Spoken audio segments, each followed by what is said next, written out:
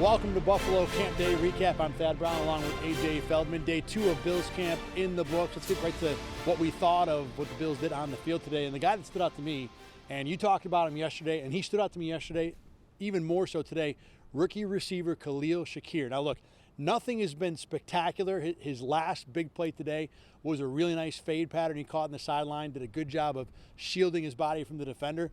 But the thing that stood out to me about Shakir is that when it comes to the passing game, he's in the right spot a lot of the time, at the right time too. It seems like he has a pretty good feel for this offense, way faster than you would expect for a rookie receiver, and also a rookie receiver that's not coming from a Power 5 conference. Not that Boise State is terrible, but it's not Auburn, Alabama, or Ohio State. So he's been really, really good early, and we've mentioned a couple times about the glut of slot receivers the Bills have, and not that any of the other guys are playing poorly. Jamison Crowder didn't practice at all today. He was on the sidelines and riding the bike. But Shakir, to me, is certainly taking the lead so far.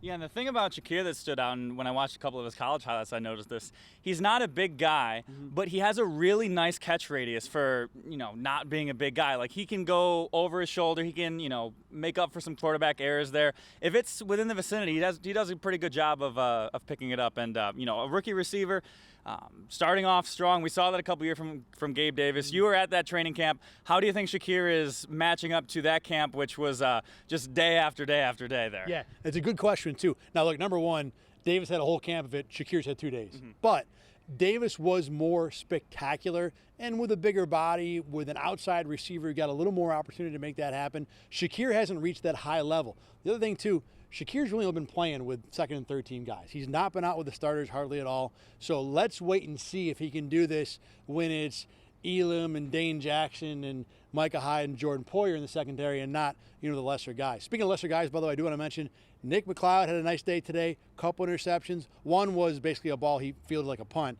but still was involved making plays. Cam Lewis also had a couple pass breakups today as well. Yeah, those guys definitely stood out as well. I think Quinton Morris has had a pretty good start to his camp, trying to get that number 3 tight end spot, battling with Tommy Sweeney. Had a good catch in the back of the end zone yesterday, made a nice snag today. I think he's stacked 2 good days together. And, you're going to get a little bit about it with the quarterbacks.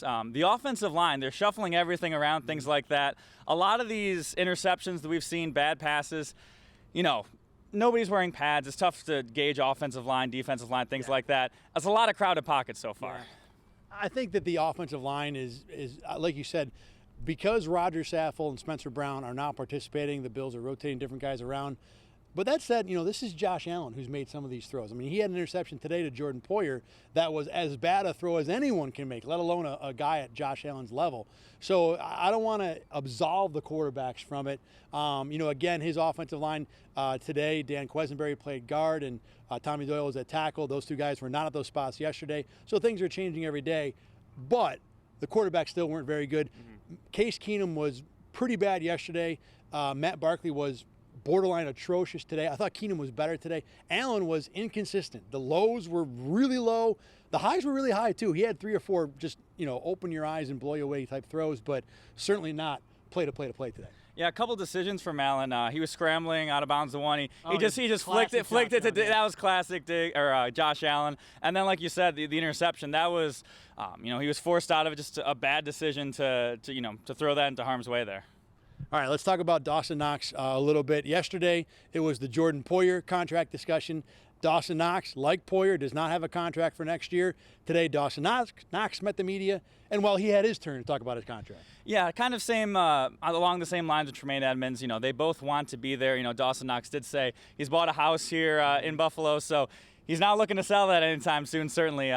He spoke a little about the house buying process, which anyone who knows anything about it right now, it's not something you want to do a lot. Yeah, no small commitment either. Yeah, but he mentioned about his breakout year last year, but he said that that's certainly not where he wants to be. He wants to keep on going forward, and he hopes that his play warrants an extension sometime soon. I haven't really given it much thought. I want this to be the same type of approach I had to last year too. Just kind of chip on my shoulder, still got stuff to prove. I know last year was better for me, but I feel like I've just, started to scratch the top of the iceberg. So I just want to keep building on what I did last year and just have that same kind of edge to me that I haven't really proven what I need to prove yet. Obviously, I think the Bills and Knox would probably like to be together for a long time. Knox had a breakout year last year, still was maybe slightly above average as an NFL tight end. We're talking, not even top 10. So this isn't a guy the Bills have to re-sign, but you move on from Dawson Knox, you got to find someone else who can play that position. It's no small hole to fill either. So it will be, fascinating to see where the Bills choose to go there. Comes down to money. I think if Dawson Knox has a desire to be in Buffalo, which clearly he does, I think at the end of the day, the Bills and he will work it out. The other tight end, the number 2 tight end in Buffalo, is brand new, a guy who was a first-round draft pick, came into the league with a lot of hype. And AJ, you talked to him today, O.J. Howard, now really trying to reclaim his career here in Buffalo. Yeah, he mentioned he's looking forward to getting a fresh start, obviously with Tampa Bay, first-round pick. Didn't live up to the expectations, dealt with a lot of injuries. He talked about that. And a lot of good perspective about how, the injuries, while certainly, a negative side of it as well, he learned to find a routine that worked for him, and just a really interesting conversation with OJ. He's going to be an interesting part of this offense for sure. A national champion at Alabama and a top 20 pick by the Bucs, OJ Howard's potential was limitless in Tampa Bay, but could never quite be reached. I love the learning curve that I went through and the experiences.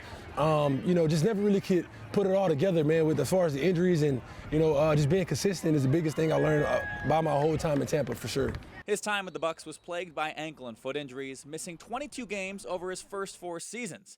Now he's with the Bills on a 1-year deal, forming a potentially dangerous tight end duo with Dawson Knox. Yeah, first start is always good for everybody. So I'm just happy for new beginnings, to make a great impression, and just go out and have fun and play the game I love. Howard's injury problems came to an unfortunate climax in 2020 when he tore his Achilles tendon, a nasty injury for any professional athlete to come back from. However, Howard had quite a silver lining on the year itself as his daughter was born, and later that season, the Tampa Bay Buccaneers won the Super Bowl. It was a great year for me, man, especially with the pandemic being that whole year. I couldn't really draw it up any better. Like I say, it was some moments that I spent with my daughter that I would have never got to have if I was playing football and traveling there every week. Last year, Howard was able to stay healthy and play a full season, and says he's actually learned how to stay out of the trainer's room. I just found ways to kind of prehab and stay on top of that. And you can kind of feel when things are off now, when you go through so many injuries. Howard has 1 Super Bowl ring earned watching from the sidelines. Now he could be a big reason why the Bills finally get theirs. Yeah, Dawson Knox also talked about Howard, how that can add a lot of diversity to their offense. They didn't really use a ton of 2 tight end sets, so if Howard can develop into this offense, it's just one more piece for Josh Allen to have this year. Speaking of one more piece, the Bills have a pretty big one on defense this year in Von Miller. Defensive coordinator Leslie Frazier met with the media for the first time this camp today and got a question about Miller's playtime. Keep in mind the Bills use a very heavy rotational system. No one in the last couple of years has played more than 60% of defensive snaps. Von Miller, he generally plays in the high 80s, if not more than 90%. So Frazier talked about how the Bills are going to balance that dichotomy between the 2 types of play styles. That's something we talked about early on when he decided to sign with our organization, that he's a guy who's had a lot of heavy snaps in ball games and doesn't come off the field a whole lot, whereas, like you mentioned, we are a rotational system defensive line. And, we had some discussions with Von about that. I think he understands our philosophy, and we'll come to a happy medium of what's best for him, what's best for our defense as well. I've been looking at this a little bit about how the Bills approach the Miller conundrum. And I think what the play would be is to integrate him slow, let him learn the system a little bit, keep his snaps down, keep the wear and his tear in his body low early in the season. So keep him at 60% of snaps, maybe all the way to Thanksgiving. And then when the games get important later in the year, start ramping it up. And now look, unless Greg Rousseau or one of the other ends develops into some monster on the other side, I think you'll see Miller playing 75, 80% of snaps at minimum in playoff games. And I'll tell you what, if the Bills don't get that production, I would be very surprised if Miller is not close to his typical 90% when the games really matter late in the year. Yeah, certainly. And that's the mindset for the Bills all season long. We talk about Trey White and how they're going to, go along him. It doesn't really matter what they do in September, October, most likely. You've got 3 weeks in January. It's just what happens in those 3 weeks of January. So keeping Von Miller fresh into the postseason, into December, probably the way to go for sure. Speaking of how to get over that next edge, we're talking to our national media correspondents all camp long about the Bills and training camp here at Fisher. This time around, we talked to Kevin Clark of The Ringer. Great conversation about Rochester golf. We'll show that to you right now. I'm joined by Kevin Clark, senior writer for The Ringer. Love that website also, by the way. Oh, do a great job, man. Appreciate it. So coming here to see the Bills is something you do every year. You're one of the regulars here. Can you talk about the difference that you've seen in this team? You know, obviously it's a whole lot different from the Marone Rex Ryan years, but even the growth in the years you've been here over the Sean McDermott era. So, first of all, I've seen a lot of bad football on this field and that field back there. I've been coming here since 2012. Right there, I've talked to Chan Gailey and Buddy Nix and all those guys. So, the first change is that the stands are packed and the enthusiasm is through the roof. And I think that I really do think, even within Buffalo, which always has a lot of fan interest, I haven't really seen a lot of training camps where there's this much enthusiasm from a play-to-play basis. Within the Sean McDermott era, it's interesting because you see how linear the build has been, where it's like, okay, we knew they spent the first year cleaning out the salary cap and basically taking a year off. They didn't want Josh to play, he played anyway, and then they start adding the weapons. They start shoring up the offensive line, and you see it year to year to year, and we know what the Bills are now, and this is the first time they've been in Rochester, and we've known them to be the machine that they currently are, and I think that a lot of the questions are frankly small ones. Ken Dorsey being the OC this year as opposed to Brian Daboll, I'm sure there'll be some things to work out within that. But I also think that we know they're going to score a bunch of points. We know they've got Von Miller to help the defense. We know that the defense is probably going to be better. And so for me, I think that this is the most – I think the most expectations there's ever been on a Bills team here in Rochester. But on the other hand, there's the least amount of questions. I mean, this is – I talked to Joshua earlier today. I talked to Sean McDermott. Like, this is not a are you guys going to be good kind of situation. This is a how good can you guys be situation. And when you get to that level, I think something that maybe fans don't understand, but, you know, when it comes to a championship level team, the margins for error become small. You know, it becomes little things that can trip you up or that can put you over the top. When you look at this team, and maybe something you're coming to see here, but certainly as you see how this season progresses for the Bills, what are the little things that you think might be the linchpins for this team? First of all, I know Bills fans don't want to hear it, luck. Because you think about the Chiefs game last year, how well can an offense play over 2 weeks? They played what amounts to a perfect game against New England. Then they play the Chiefs, and they end up losing that game with one of the most bizarre endings, one of the most unlucky things that I've ever seen in my entire football watching life, okay? So the luck part of it is huge, injury luck, fumble luck when you get to it, because the way I view the AFC is, think about it, 6 or 7 teams probably can win the AFC right now. Teams like the Chargers, teams like the Chiefs, obviously the Bengals are in that mix. The Bills are no worse than second or third in that hierarchy. And so it's going to come down to a couple of plays in January, and it's about being consistent and good and just breaking through and getting the luck that they didn't get last year in the second round of the playoffs. You know, who knows what would have happened if they had played against Cincinnati, but it certainly would have been different. It would have been a different vibe in that game. And I think that it's a lot of things that need to go right to be the top team in that hierarchy come January. But, you know, I have no doubt they're going to make the playoffs. I have no doubt they're going to be in that mix. It's just in that stack. I mean, this is the thing about being all in now.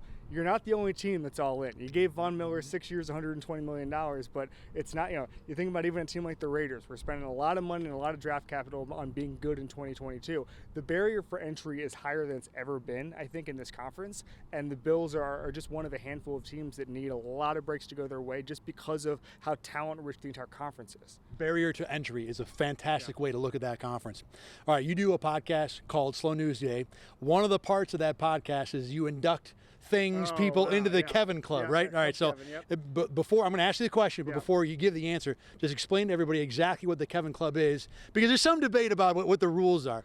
But if we're going to do, I'll let you do the explanation first. Go ahead. Okay, so Club Kevin, there are no rules, okay? It's just whoever you want to induct that week. Could be somebody just saw on television, could be somebody completely random. We had I think Mark Ingram inducted Joe Biden for some reason. Like, I don't know, whatever. It was the year the week he won the election. So it's just different. I mean, Fernando Tatis has been inducted like 3 times. Baker Mayfield put him in. Chad Johnson, because guys in summer are just flipping around and going, oh, Fernando Tatis looks pretty good. So it can be anybody in the world, whoever our guest is feeling at that particular point. All right, well then, you've been to Rochester a few times. So maybe not necessarily a person, but if we're going to put something into the Kevin Club Kevin, I'm sorry. from Rochester, New York, or Pittsford, what would be your number one candidate to be in? Okay, so there's a couple. Number one is I've stayed at some nice hotels here. We were just talking about the Starbucks. I've probably been to that Starbucks right here on Monroe Road about 10 times. I'm gearing up for Rex Ryan interviews 7 years ago, Doug Whaley interviews, and now we're looking at a good team. I would say the golf. I would say the golf ranges, Oak Hill, which I have not been able to play yet. We both have golf shirts on right now. At some point, I will get over to Oak Hill one day. It's on the bucket list. I got to stay a little longer of a trip for that. But the Rochester golf, this entire region golf. One of the funny things about me is I've never been to Western New York at all after training camp. It's never happened. I haven't been to a Bills playoff game. Just whether that's scheduling or whatever. So I view Rochester, Pittsford, Buffalo, we were there last year for camp. Like, it's a beautiful day out. What's not to love? This is a golf haven for me. And people say, oh, no, you can't play after October. I don't know what you're talking about. It's 70 and sunny. This is the golf capital of the world. Every time you show up, it's great. So we're not gonna sully that vision. This is the only Rochester you need to know. It's a golf wonderful town. 12 months a year. That's right. Every month that you know about, they're always good. By the way, Baltusrol is represented on Kevin's shirt. I'm repping Oak Hill, of course. Kevin Clark from The Ringer. We will get you to Oak Hill one way or another. Thank you very much for joining us. We appreciate it. Thanks so much. Yep. Twitter feed, fantastic. I'm not a Slow News Day fan yet. I haven't gotten into it. I will be doing that shortly. But I was not familiar with, which one is it again? It is Club Kevin. Club Kevin. So I was trying to, move the conversation along. And then the worst part was, even after I had been told which one it was, I forgot. And I knew I forgot. And as I'm going into having to say it, I'm like, which one was it again? So appreciate Kevin Clark for rolling with me and allowing me to butcher the name of one of his podcast features. But still a good conversation today. Yeah, definitely. Just some real insight as to, the AFC. And it's interesting, what I notice is that, Vegas is putting the Bills at the top, Super Bowl favorites, whatever. And, he's like, maybe second, third, no worse than second. They're certainly not, dogging them at all. But it just acknowledging the fact that this AFC, it's gonna be like rolling a dice and see what pops up this year. Yeah, and all the dice. I mean, it's boxcars no matter what team we're talking about. There's a lot of talent in this conference. All right, that'll do it for Buffalo Camp Day recap today. For AJ Feldman, I'm Thad Brown. Tomorrow, hoping to have a conversation with Kingsley Jonathan, a Syracuse grad with a fascinating story, one of the depth linebackers on this team. Hopefully we'll have that for you on this program tomorrow. Remember, you can always find this show at rochesterfirst.com or on Spotify. Listen to us as a podcast. Thanks for listening or watching today.